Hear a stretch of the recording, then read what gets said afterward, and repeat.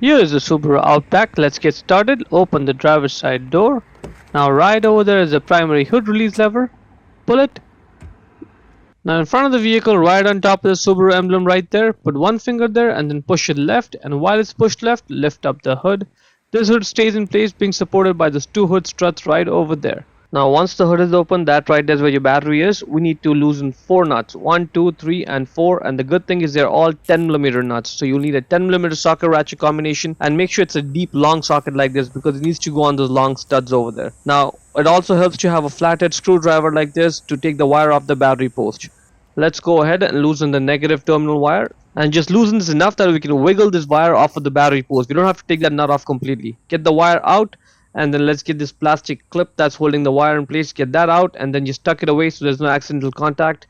Repeat the process for the positive terminal. Get this cap off and then loosen this nut, and now let's try and get this wire off the battery post, and see, it's stuck, it's not coming off. And this is where having a flathead screwdriver helps. Put it right over there and try to wedge it in there and then twist it, and that's going to open it up and you'll be able to get it off. And now that is the retaining bracket rod, and there's a hook end on the one end of it and goes in the hole there. Same thing on the other side. Just loosen this nut and I'll show you exactly how to get that hook end out of the hole. Just loosen this. See, it's moving now, and now in place, just try to wiggle it, just get it loose. And now you will be able to push down on the rod and get that hook end of it out from that hole there. Yep. Same thing on the other side. Let's just go loosen it, and now we are going to get this from that hole, and it's out. Good. Now just get it out of the way. Get this jacket off the battery. We're gonna put this jacket on the new battery. Get the battery out. The battery's gonna be heavy, so be careful. Do not drop it and hurt yourself. This plastic base is where the battery sits on. I'll just show you how it goes on in case yours moves. There's an arrow over there that points to the front of the car, and there's two holes for the two dimples, and those dimples go in those two holes over there. Now just get it in place and then just focus on one of the holes. Just put your finger in there and then try and move it. It's gonna drop in that hole there, and then just try to do the same thing for the other one, and that's it. The positive terminal has a plus sign, the negative terminal has a minus sign. It's a group 25 battery. Check the link in description to buy the new one from Amazon. Put the battery back in. Make sure the positive is in the back of the car, negatives in the front of the car, just as the old one.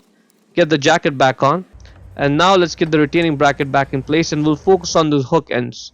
Right, just focus on this one first, and let's look at it from this way. That's the hole where it goes in.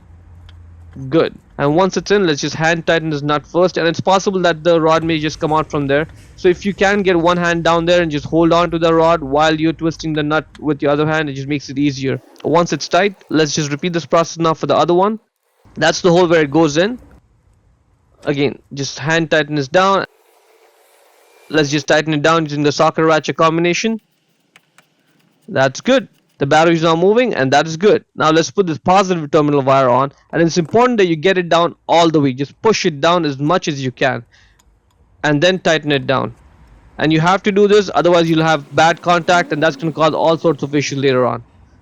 Let's put this negative terminal wire. Again, same thing, push it down as much as you can, and then tighten it. You want to make sure there's good contact. This wire is not moving.